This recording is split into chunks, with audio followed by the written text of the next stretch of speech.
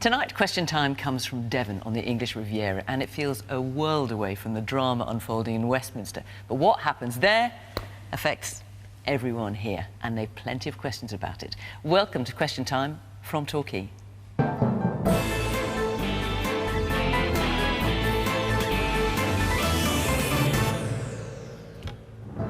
On tonight's panel, Bim Afolami, Conservative Party Vice Chair for Youth until he resigned last week. He now supports Rishi Sunak to become the next Prime Minister. Chris Bryant, an MP for more than 20 years, a former Foreign Minister under Gordon Brown, now Chairman of the influential Parliamentary Standards and Privileges Committee. Minette Batters, President of the National Farmers Union for England and Wales, a farmer herself, and the first woman to be appointed to the post. Former English teacher and one-time President of the TUC, currently General Secretary of the biggest teaching union, the National Education Union, Mary Bousted, and journalist and assistant comment editor at the Daily Telegraph, Olivia Utley.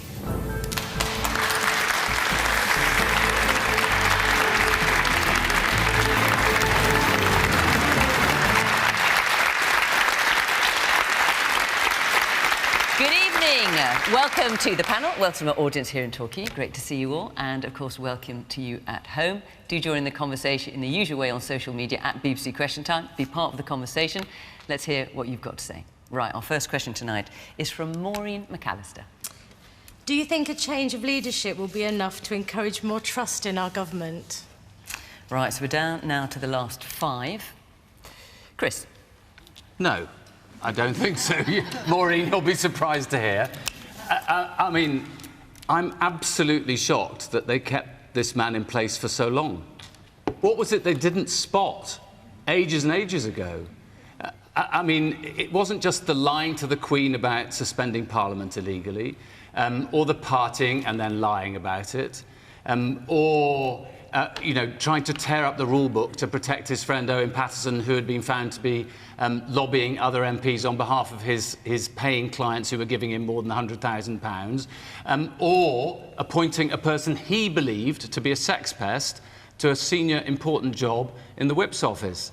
I mean, what was it they didn't spot in all of that process? It took, and I say to Bim, who I have to say, immensely fond of.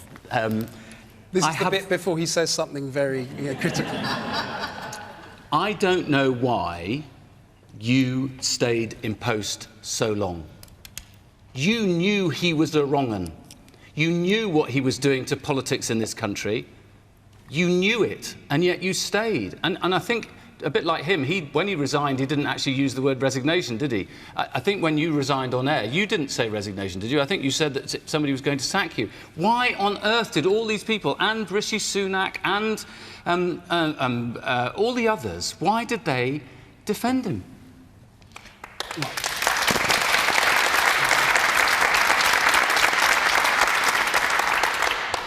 So the first thing I'd say is that the issue with the illegal parties at Downing Street, that was, I think, the principal issue in this year, 2022, that led to the particular erosion of trust with you, members of the public, and indeed within the party.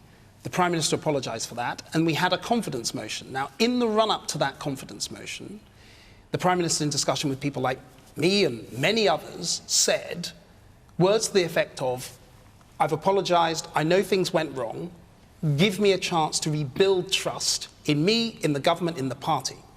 He did also say, I would do it again, in terms of, if you remember, when he was explaining why, for the event that he got a fixed penalty fine, he was thanking a member of staff, and he said, I thought it was my duty to thank people who were leaving for morale. I would do it again. Well, I think the point he was making was wanting to thank people is something he didn't want to resile from. But my point was simply, he asked for a chance to rebuild that trust. We gave him that chance only at the beginning of January, I think the confidence motion was, beginning of June rather, though it seems like a bit longer ago now. And the reason why I resigned when I did was that with the issue with the former Deputy Chief Whip, I felt that was an example of some of the similar behaviours that we'd seen, and therefore I didn't feel that things were getting better, and I thought they were not improving, and therefore I felt that I should resign, and many, many other of my colleagues did so. It's important that we don't trivialise what has happened. We live in a democracy. We had a Prime Minister elected with an 80-seat majority only 2.5 years ago.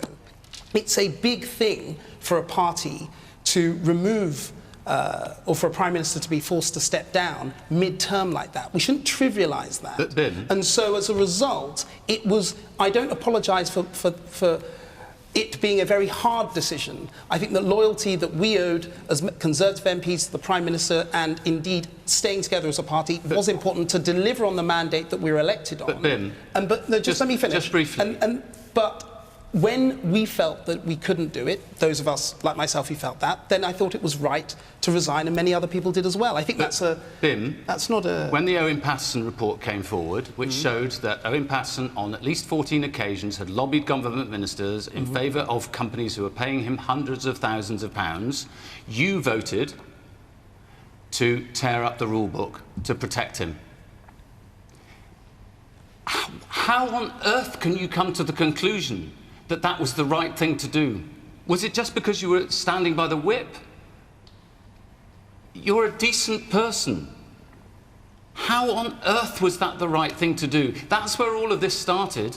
It didn't start in June of this year. Okay, let me let Bim answer that. Well, in relation to that particular point, we were trying to deal with some of the broader problems with the whole system that many people felt was unfair and didn't give people a right of redress in the way how that system worked in Parliament. And the timing was just coincidental with Owen Paterson. No, and obviously the mistake that we made was doing the same thing, trying to make those changes at the same time as the Owen Paterson issue came up. That was obviously a mistake, and I think it was within 24 hours the Parliamentary Party and the government had said, look, we've made a mistake. But the broader point here is really important. And how did you vote in the vote no confidence motion? Just to answer the lady's question, it's about how do we rebuild trust now? Okay. The answer is it's not necessarily a change in leader will do that. The new leader and the new government and the party will have to try and rebuild that trust with you, with many other people in the audience. And I hope that we can do that. Let's go back to Maureen and ask her.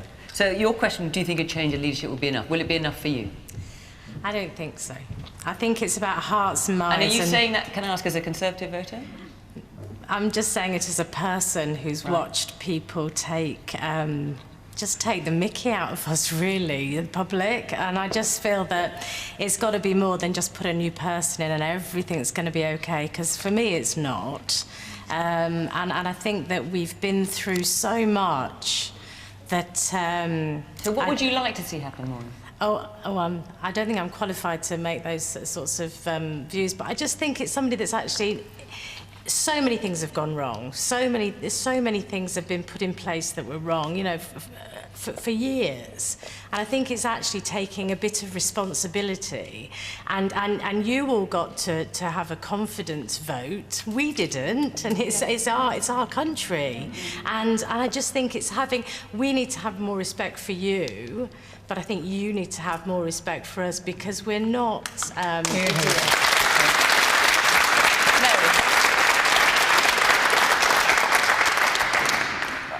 I think when you get really, really bad behaviour over such a long period as we've had, then it does more than just tarnish the Conservative Party, which is utterly tarnished at the moment for the reasons that Chris has laid out. But it also has an effect on politics itself, because it's very easy then for everyone to say, well, they're all the same. And I think that's really dangerous, because politicians and politics has such an effect on our lives, on our taxes, on our public services, on really important decisions around our relationships with the rest of the world, our standing in the world.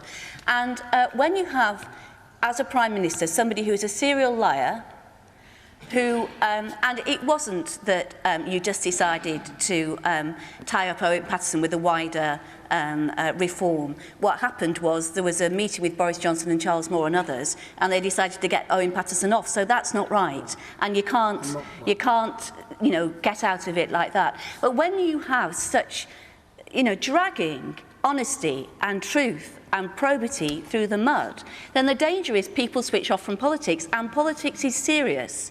And whether we like it or not, politics affects our daily lives every day. So we have to have politicians who we can engage with, who we can trust, and who we can respect, and who we can challenge, knowing that when we challenge them, they are to the best of their ability telling us the truth. I am very, very slow to call someone a liar, because I think that's a big word, and that's an intentionally to deceive. You can get things wrong, you can make mistakes, you can forget. I think we've been led by somebody who lied and lied and lied again, and I think that's toxic to the body politic of this country. All right, lots of hands up. Let's hear from yes, a woman here in the white dress in front. Moving on from that, how do we now trust the Conservative Party with the choice of the next leader? I mean, all I'm hearing is we're going to give you tax cuts. We need more than that in this country. We need a good statesman to bring this country back to, you know, looking after its people again. OK. Man here in the front in the blue shirt. Talking about turning people off from politics, one of the problems is it's so binary. You know, it's like a Punch and Judy show, even with what the conversation that's happening now.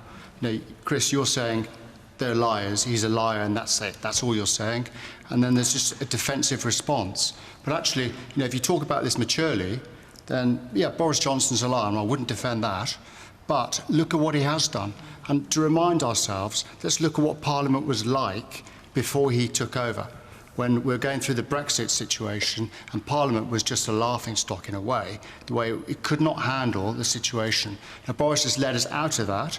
He's followed the will of the people in the country, got through that, got us Brexit, he's dealt with COVID, he's introduced a levelling. I live in Bideford in North Devon, and levelling up is extremely important for towns like Bideford. He's introduced that, and there's other. Ukraine has done well there. So, Chris, why don't you just say that, yes, he's a liar and he should be dealt with, but on the other side of that, he's done some things which are good, and then we can have a more mature conversation. Okay, briefly, because I want to bring in more audience. Because I don't think he's got the big calls right. Because I don't think he's got the big calls right either. Actually, France, Germany, Italy, Spain, I think Sweden and Singapore have all done a faster vaccination process than we have. Actually, Boris Johnson earlier this year was saying that inflation was not something to be worried about, and look what's happening in the country.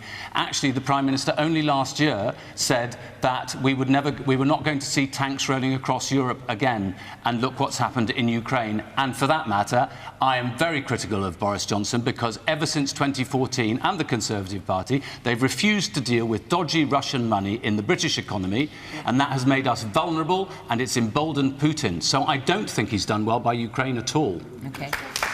Woman there in the blue top.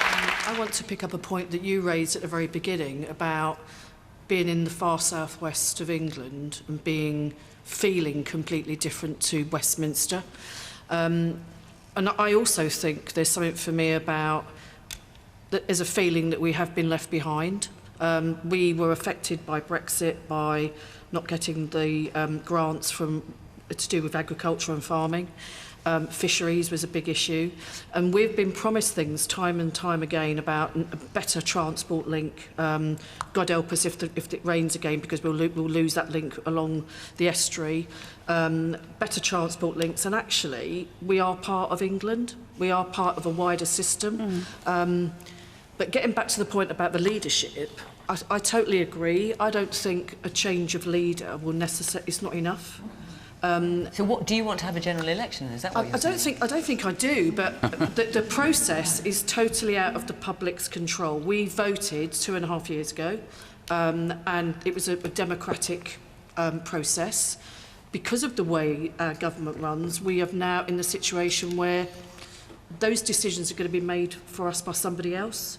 And to the lady's point down here about the tax rises, and that's great, but actually it comes... Well, tax cuts, actually. Sorry, tax cuts. But actually that comes at a price. And our communities down here, we've got some of the most deprived wards in England. People are surprised by that. Torquay has got, I think it's the highest child protection rate outside of Liverpool. So it's not all green and lovely. It's not all beautiful. And actually, I suppose I'm asking that we need to have our say as well. OK. And the man in front. But honesty matters. And if a contender has publicly defended a lie, where does that put the contender? Right, OK. In terms of the Tory leadership. Olivia. Well, I'm going to say something quite positive here, actually. I think that Boris Johnson, I voted for Boris Johnson at the last election, and I think, as the man in the front row says here, he did get quite a lot of the big calls right, but I was ultimately very disappointed in him. He was clearly temperamentally unsuited to the job, and he wasn't willing to have honest conversations with people. He wanted to give whatever. He spoke to one person and they said, can you give some money to my constituency here? He said yes, then he said tax cuts here. He just wanted to please everyone all the time, and that ultimately was his undoing.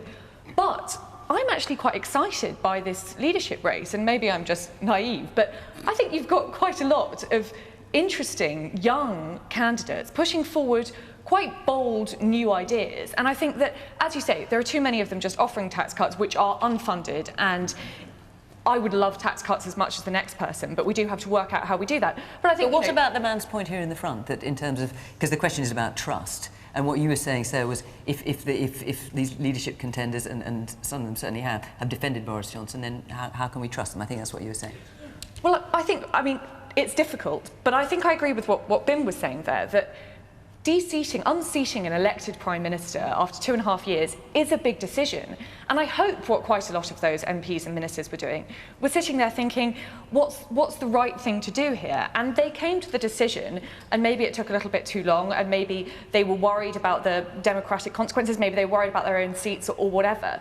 But ultimately, democracy worked. We got the man out who clearly wasn't suited to the job. And we've now got a raft of new leadership contenders from diverse backgrounds, as I say, sort of young, interesting, offering something different for the country. And yes, it will take a while to restore faith in the Conservative Party, perhaps. But I think in some ways this is democracy working at its best. Should Boris have gone earlier? Yes, I think Boris should have gone earlier. Did you write that? The Telegraph was writing it constantly, yes. OK. Let's let someone else on the panel come in. Chris, if that's all right. Minette. I mean, I think the challenge is with some of what Olivia says is, you know, yes, lovely, bright young things that no one's heard of and no one knows, and suddenly running the country, that's quite frightening. You know, look, if we are going to restore trust, and let's hope to goodness, we don't have time. You know, my sector, not just my sector, farming, every single one of us eats, and so above all else, I want them to take food seriously, because it hasn't been taken seriously at all for the entire time of the previous government. We only saw this week an expose in Politico saying that actually Australia and New Zealand were going to harm British agriculture, and not just British agriculture, but Scottish. You mean the trade deals with them? The trade deals with Australia and New Zealand. They were going to cause harm to farmers in the four nations. Time and time again, we said they are going to cause harm, they're going to undermine us, they're allowed to produce food to different standards, and that was ignored. And then the FOI goes in from Labour, and it comes out that, yes, it is going to cause harm. And time again, I was told, you can just be more positive. You must be more positive. I said, you know, we want a strategy and a policy. We know what road we're on then, and farmers need security. But it isn't just about farmers. I've witnessed the pig sector now 20% smaller than what it was. We have culled thousands and thousands of pigs because we didn't have a strategy for when we left the EU. We have got fruit and vegetables rotting in the fields.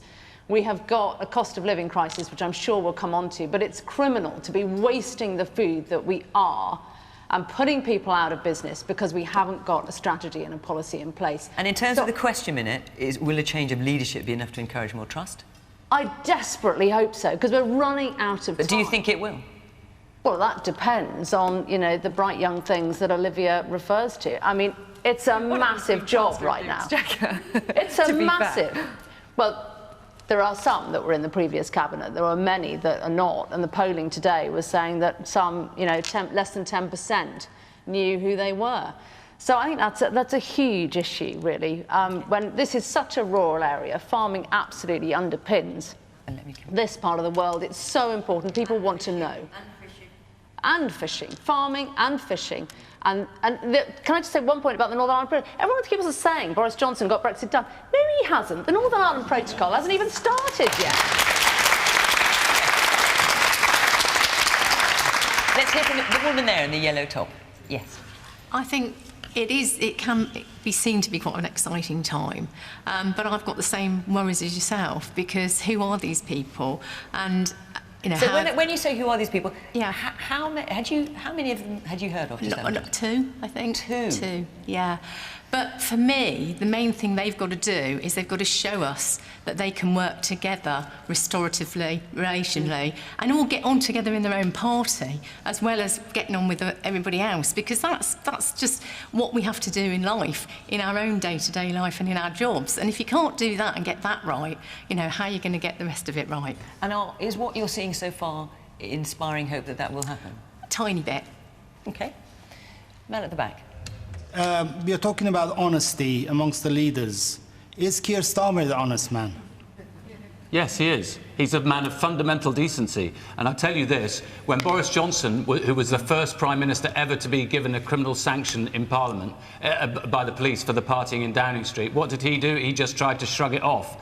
What did Keir Starmer do when everybody was saying that he needed to be investigated by the police? He said, if I'm fined, I will resign. That is a man of decency, integrity, and he would be a very fine Prime Minister. Ordering 30 pieces for his people in that beer gate, is that a honest man, is he? I didn't understand the question, sorry. Ordering the curry you're talking about? Yeah. The police have investigated and said there was no case to answer. I mean, the police have done an investigation, and as Chris says, there is no case to answer. So I'm not sure we can take that much further. The woman there in the red dress.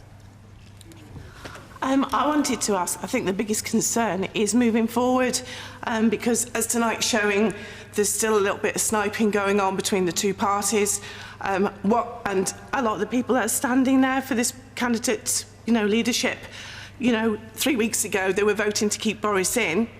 Then, we'll step away, we'll start a new sort of mandate, work out we're nothing to do with it, and I'm going to stand for Prime Minister. And perhaps because I stepped away a week ago, people in the public won't actually notice that I had anything to do with Boris. So that's a major concern. And I think bickering amongst your party, I think criticism by the Labour Party are fabulous at criticising, but they don't actually come up with any ideas. You're doing this wrong, this is how you get it right. And I think the next one is, if you get in, how do we know that we are now not going to be bogged down for the next 6 months with an investigation into this one? And he said, and she said, and they were doing this, and more muckraking between the parties. We need to know that who is going into power is actually going to win back the trust of the British people, that they are going to start doing a job.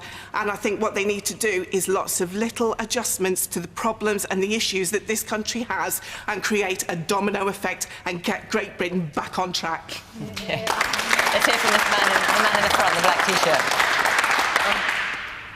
We keep talking about trust, but I don't see any of the current leadership contenders asking for Johnson to go now, which means we're stuck with this zombie government.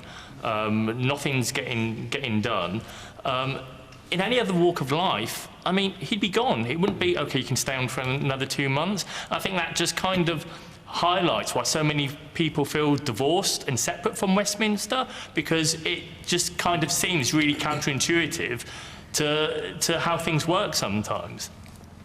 Well, sir, I can fully appreciate why you think that. The difficulty is you need there to be a Prime Minister. Typically, whenever, any time in the past, at any other juncture, when we've had a change of government in between general elections, the previous or existing Prime Minister continues to enable an orderly transition. I don't think that that's illegitimate. I think that's important. If the Prime Minister just walked off and just gone away on holiday or something, then many people, or maybe even you, in this audience would be saying, why has he abdicated his responsibility? We need sensible government before a transition. I think that Would you be saying that? Sensible, would you be saying, hang on, Ben, would you be saying that out of interest? No, and if no one stepped up, I'd be saying, well, why don't the Tories have a deep enough ranks for anyone to step up on a moment's notice? Well, why isn't the Deputy Prime Minister standing exactly. up? I'm no fan. I'm no fan of What's the point of having a Deputy Prime Minister if he doesn't step up when the Prime Minister has clearly been found unfit to govern? Look, it is, as I say, at every other time in our history when this has happened, the Prime Minister has stayed in place and allowed an orderly transition of power. I think that's very sensible. In fact, in most countries, even after general elections, they have a transition that lasts a long time. It's not unusual. But just to take on the broader point, because I think this is really, really important, what many of you have said, talking about the real issues that affect people in this country, the cost of food, the cost of heating your home, these are critical issues now and, dare I say it, are probably going to get worse later on in this year when it gets into winter.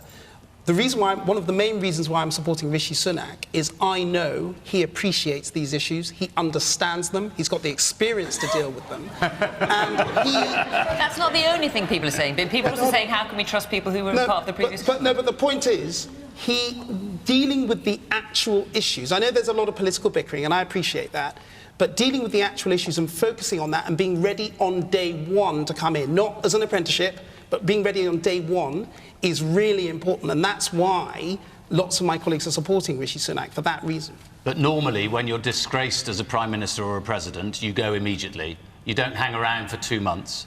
And on top of that, the cost of living crisis is going to get considerably worse in September because that will be the next round of changes to the cap on energy fees, which is going to be something like £700 extra. We have had one big policy victory this year. We campaigned for a windfall tax. Unfortunately, the government haven't done it properly. They didn't backdate it. The energy companies have had massive profits, windfall profits. They should have been properly taxed, and all of the money going to people who really need the support at the moment, not just some of it, which is what the government have done. There's a lot of hands up. I'm going to just take a couple more questions and then I'm going to move on. Yes, the woman in the black top with the glasses there. This is to you, Bim, who just said that it's not tradition for a PM to leave the state it would be in. But since when has this Tory government given monkeys about tradition? Right, OK, and I'll let you answer that bit. And the woman in this spotty top, yeah. So you're saying about how we shouldn't be trivialising the fact that, a Prime Minister is being pushed out of his seat, in the midst of his term. But isn't the Conservative Party the party that we've now had we will be having 4 leaders from in, 7 years? Is the Conservative Party making that trivial and making that appropriate for us to be dealing with? Very quickly before I move on. Look, it is clearly not ideal to change Prime Minister frequently, but ultimately,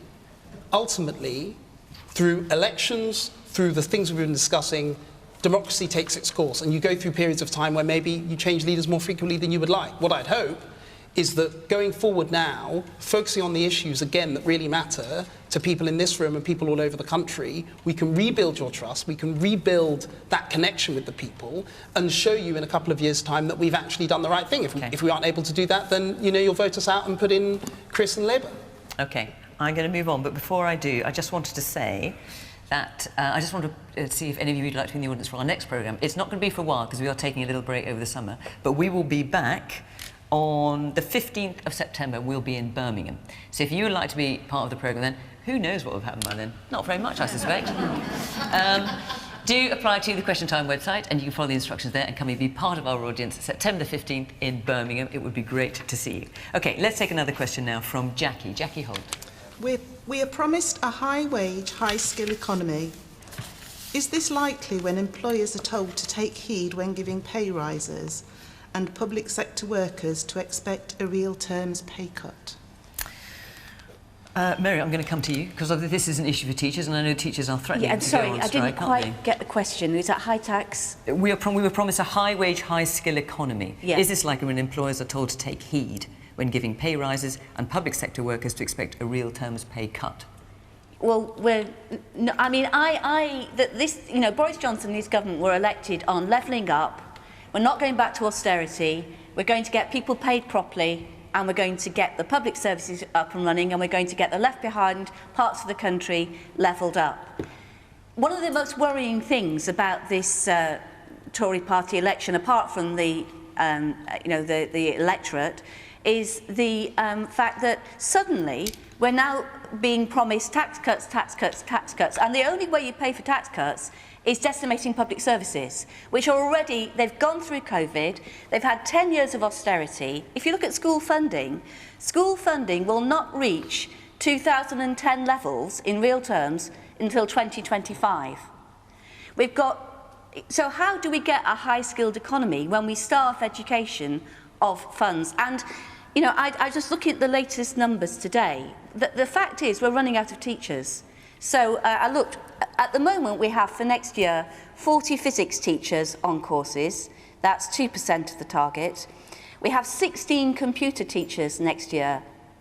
That's 1% of the target. We have 133 maths teachers. That's 7% of the target. We're going to start next year with half our teacher training places not filled. We have teachers leaving, 1 in 8 after 1 year, 1 in 4 after 2 years, 40% within 10 years. You will know, if you're parents or your grandparents, that your children or grandchildren will be taught by multiple teachers because they leave.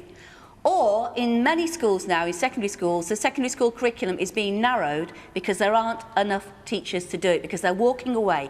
My members have seen 1/5 of their pay in real terms taken away from them in 10 years. And if they get 3%, which is what the government is offering, that's another 8% taken off their real terms pay, 18% decline. Now, you cannot do that to public services and expect them to function. And public services are the bedrock of a civilised society. You have to pay for them. They are, you know, if you're going to have good public services, you have to have sufficient taxes to pay for them, and we're starving our public services. Olivia. I think that one of the big problems with Boris Johnson, as we've discussed, is that he did promise too much without explaining in any way how he was going to get there. And I think something like he promised specifically a high-wage, high-skill economy. Exactly. He promised a high-wage, high-skill economy, and, you know, it looks like we're heading for a recession. The economy is in massive trouble. So just to send out promises like that, they sound like platitudes, and clearly the public doesn't really believe it. So I think what we need from the next Prime Minister is someone who's willing to have difficult conversations and to be honest and to say, yes, if we're going to have this, we're living in fantasy land if we're talking about a high-wage economy at the same time as cutting taxes all the time, but we're not going to cut public services at all. There's too many promises and not enough honesty. That's what all the Tory party hopefuls are saying. That's not actually. That's what they're saying. I mean, well, the only one who's not saying it is Rishi Sunak. Okay, Badnoch's not saying that either. She's saying that she'll get to tax cuts when she can, but she's prepared to have a genuinely honest conversation about what needs to be done. And so when it comes to the teachers that Mary's representing, do you think, I mean, because you're threatening to go on strike over this 3% pay offer, do you think they should get more? In the case of teachers, I think that teachers should get a pay rise. I think that there's a very simple rule that you can apply here. I think if an industry, if there's clear problems with retainment and recruitment in an industry, then the pay for those workers should be raised. If, for example, on the train lines, it's very clear that almost every position on every train line, there are sort of 20 applicants per place. So if it's so awful to work on the train lines, then why is anyone doing it? In the case of teachers, I think there is actually a good cause for giving teachers a pay rise because it is very difficult to keep teachers in their jobs. But I don't think that militant strikes is the best way to go about it. Only about 1/3 of teachers are interested in going on strike. The vast majority of them, everyone who I've spoken to, is desperate to get back into the classroom and to teach the children who've missed 2 years of education because of lockdown. So, yes, I think that there are often very good cases for pay rises, but I think that we need to have a Prime Minister who is prepared to explain to people, be honest with people about the tough economic decisions they've got to make and not just throw out huge promises like, oh, we're going to cut taxes and immediately while also having a very high wage economy. I think it's just a question of honesty. The woman at the back with the red ribbon in her hair. Hi, I'm a teacher working in further education in a secondary school, and I've seen lots of my colleagues, particularly since COVID, leave the profession. And what's driving that? So my personal view is that we just aren't having the resources to be able to support the needs of our learners. At least 50% of my learners are living through extreme poverty, so I'm using my own funds to provide breakfast for my learners, and I know my colleagues are.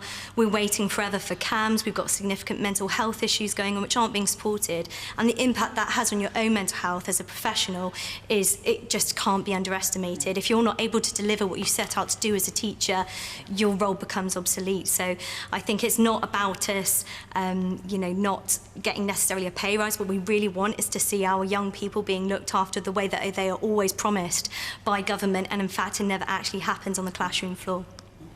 Okay. A man there in the red and black with your sunglasses, there you are. Yes. Yeah. So I'm a university student graduating next week. Very exciting. Congratulations. Thank you. But throughout my degree, a lot of it was, of course, at home, but towards the later stages, there were a lot of strikes, and they were really damaging to my education, some weeks before important final exams. And so 100% support pay rises for teachers, but strikes are so damaging to students, and it really does have an impact on how well we perform. And if we're going to create this high-skilled economy, impacting the students and people that are going to become these high-skilled workers is surely not the way to go about that. Okay, woman here in the red.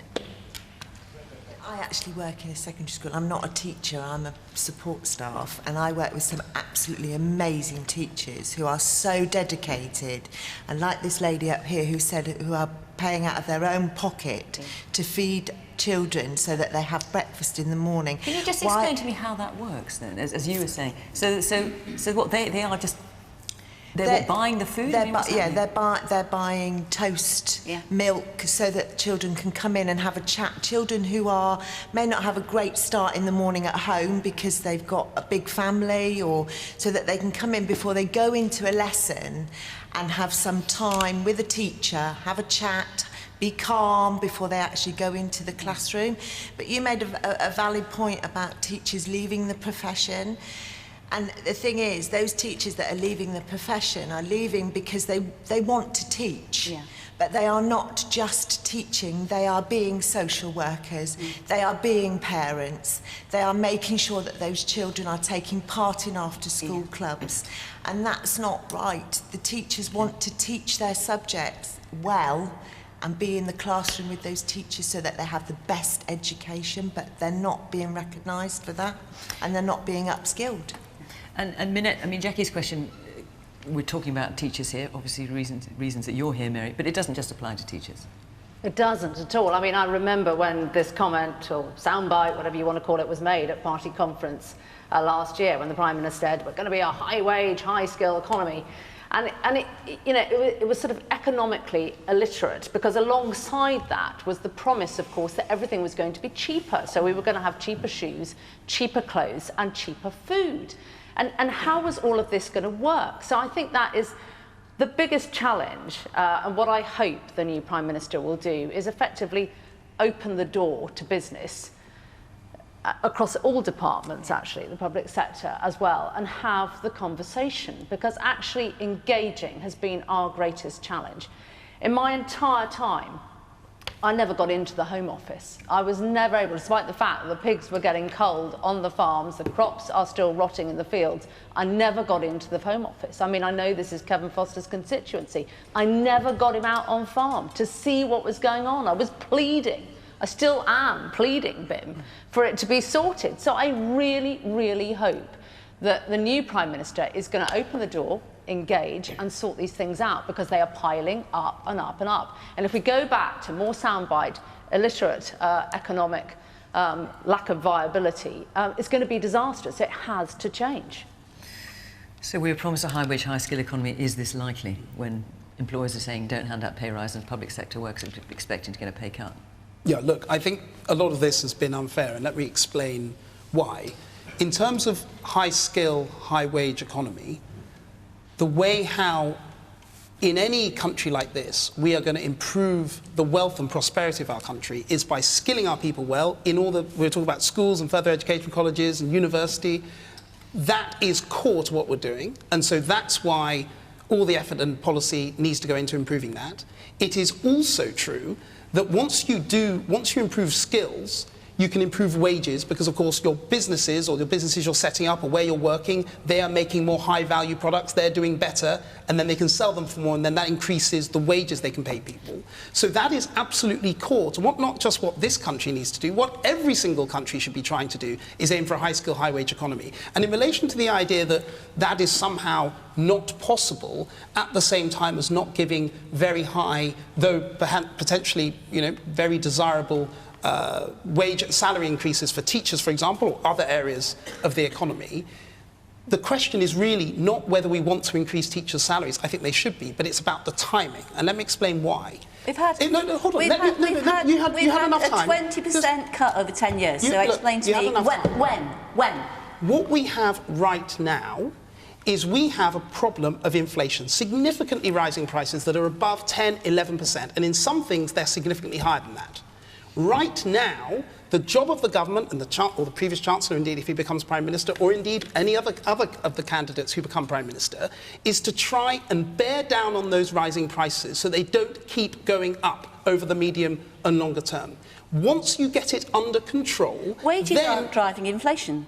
Wages, 3% is not going to drive inflation at 11%. What's driving inflation is a war in Ukraine, putting up oil prices, gas prices and food prices. It's not public sector pay. It's not a question of what drives inflation, it's what can contribute to it getting worse. Because what you have is a situation where you've got energy problems that are global, to do with oil and gas, partly made worse by Ukraine. You've got supply problems in Asia and China and various other things. So what we need to do for the time now is to make sure we get a lid on controlled rising prices. Once we do that, we can do the things that improve, we can get salaries up in all private and public sector and many other things. But it's really, really important that we don't all now say, right now, because of rising prices, all the wages in the economy need to go up by the same amount, because what that means is that those prices will continue to go up. And you need to go through a period of time where we bear down on those rising prices. Chris? I think sometimes politicians are massively out of touch with how people's ordinary lives are.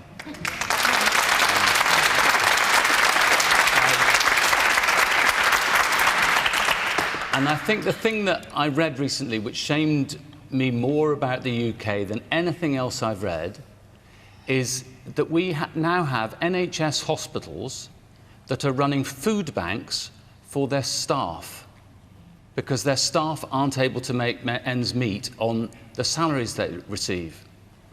And I don't think any lectures about, this is going to make any difference to people.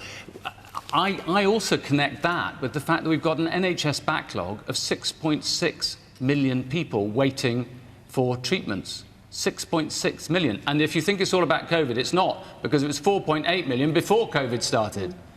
And at the moment, we're not training enough GPs to meet the number of GPs who are leaving this year. But coming back to the question, Chris, we're across a high-wage, high-skill economy. So you've got Mary here saying, in a very impassioned way, that teachers should get more than 3%. Yep. You've got Bim saying, if you go for 11%, it's going to fuel inflation. What would Labour do? But my point is that all of these things are connected. But what would Labour do, for example? Well, for a start, I wouldn't waste £28 billion on a test and trace system that didn't work at all. In respect of Mary, since government Mary's waste sitting is here, a really important part I'm not of it. saying it isn't, but Mary's here and saying that teachers should get a higher pay rise than 3%. Would Labour agree with that?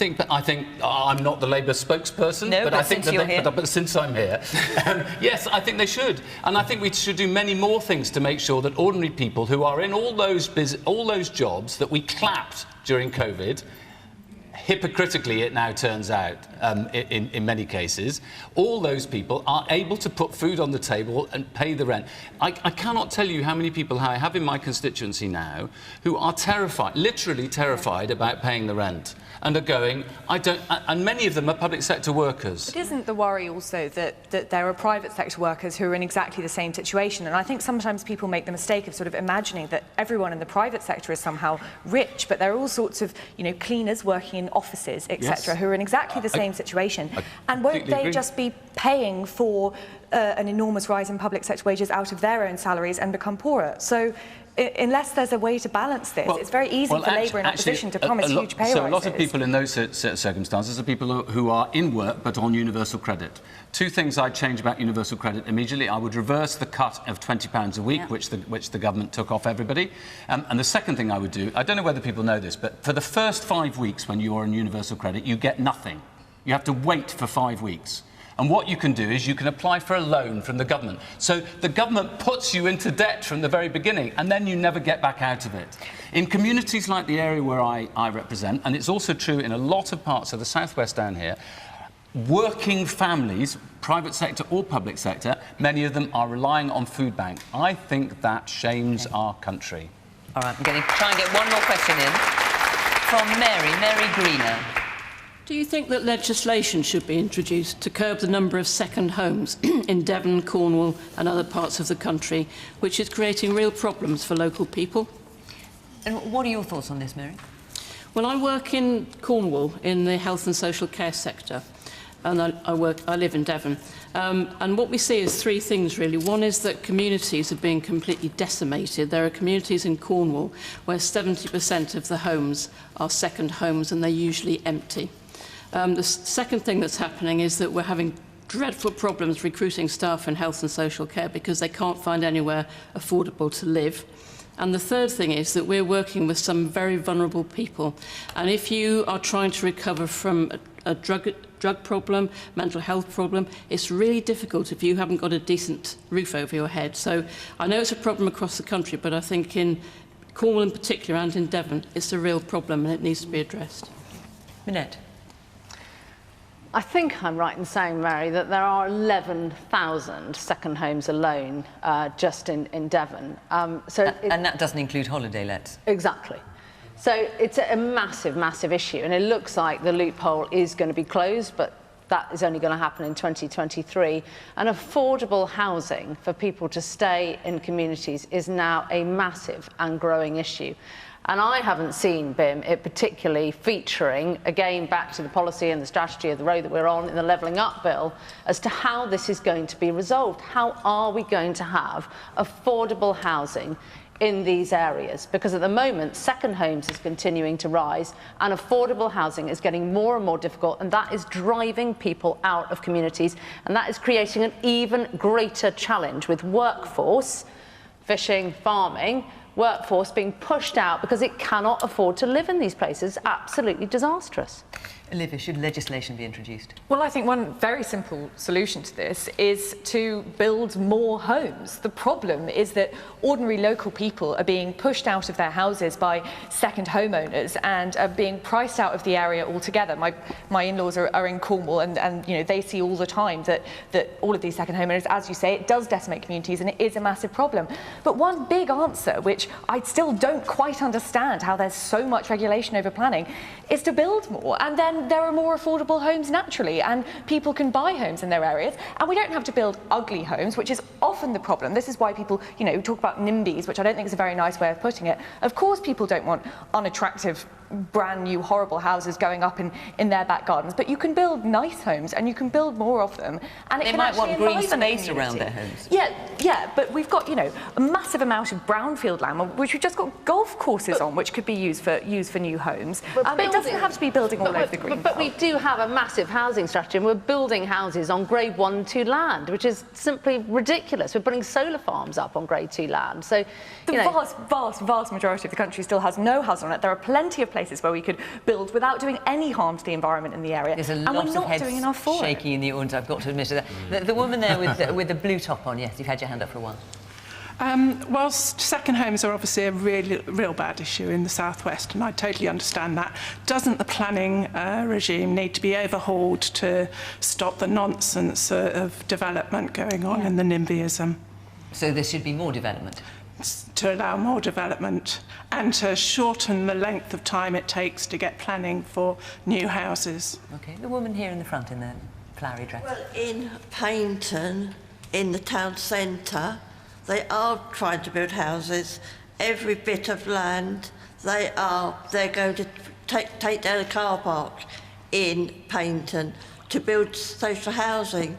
And we've got empty properties in Paynton what are empty and not being used, it means that if they're building more houses, then they're going to bring more people into the area. Which would be a good or a bad thing in your view? Well, I think it'd be bad because we're about doctors and schools and hospital. Our hospital is overrun at the moment, as people know. Woman there in the black top. In Torquay High Street alone, you can walk along and there are so many empty residential units above shops. I don't necessarily think we need to build more homes that young people can't afford. Should we not be incentivising property owners to modernise and transform their current properties into residential lettings? Mary? I come from London, and you'd be amazed to know that we have the same. It's second only a different way. What happens in London is that very rich people from abroad buy up. So there's a big development around Battersea, old Battersea Power Station. They've got people who are employed of a night going in, turning the lights on a computer program on and off, so that those look inhabited.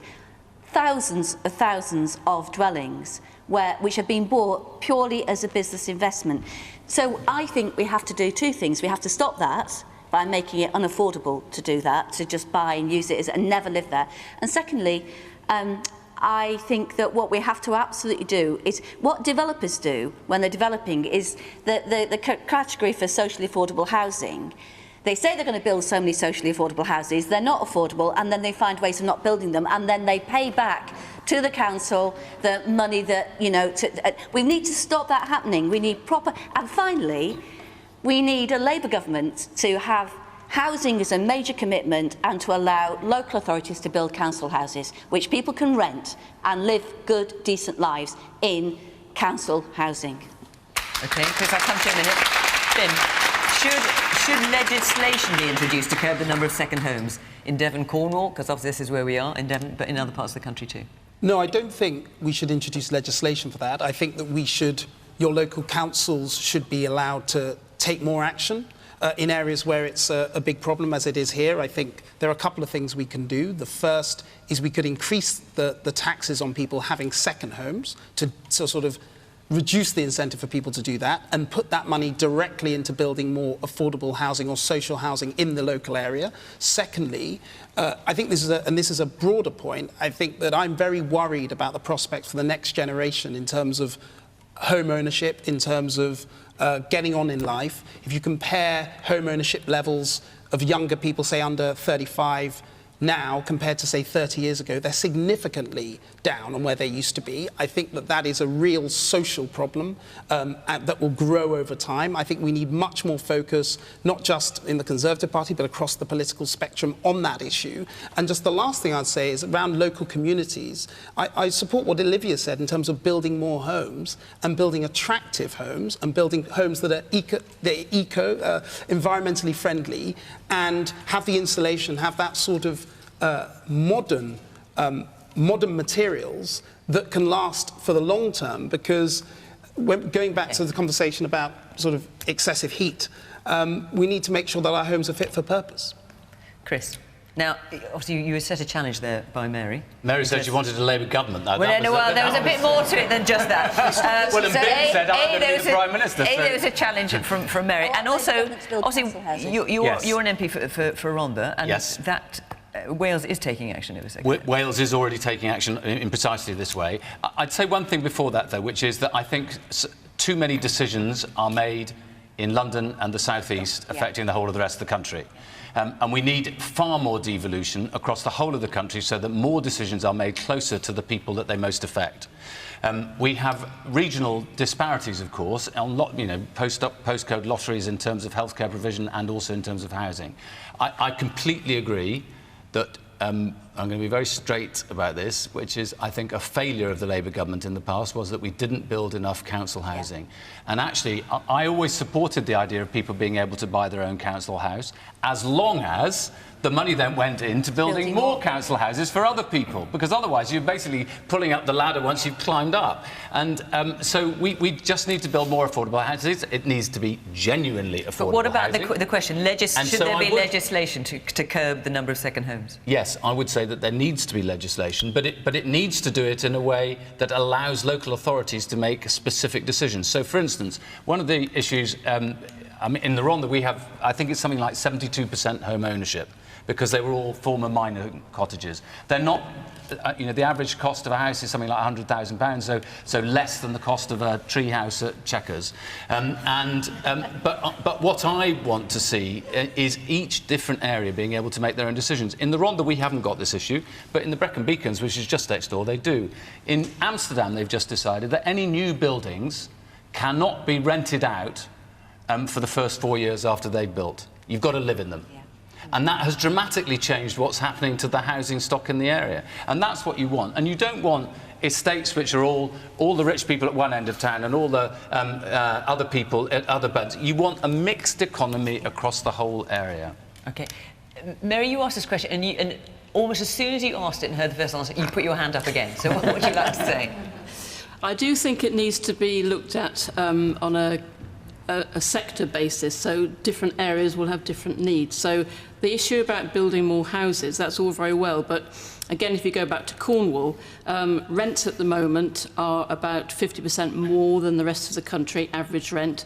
Average house prices are about 30% more, wages are about 25% less. So in parts of Cornwall, there is a lot of new build going on, but local people can't afford them. So new families are moving in, which is putting pressure on a creaking infrastructure. So I think it needs to be looked at in different regions.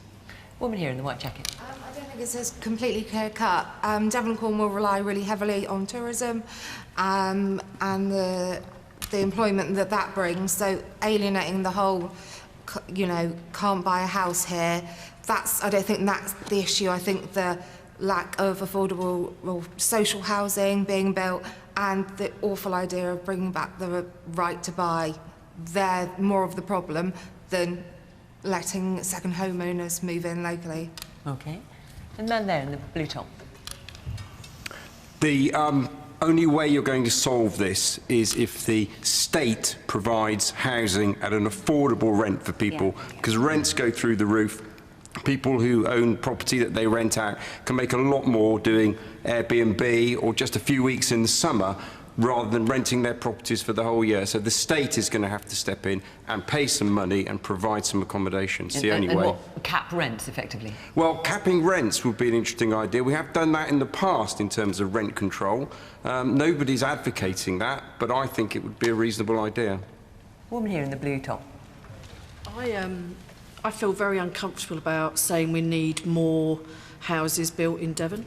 I too work in health and social care, and we've seen over the last few years developments popping up everywhere, and all we've seen is an influx of people from the southeast and other parts of England. At the same time, we've seen cuts in our schools, we've seen cuts in hospitals and the public sector. One of the big issues for me is about not necessarily second homeowners.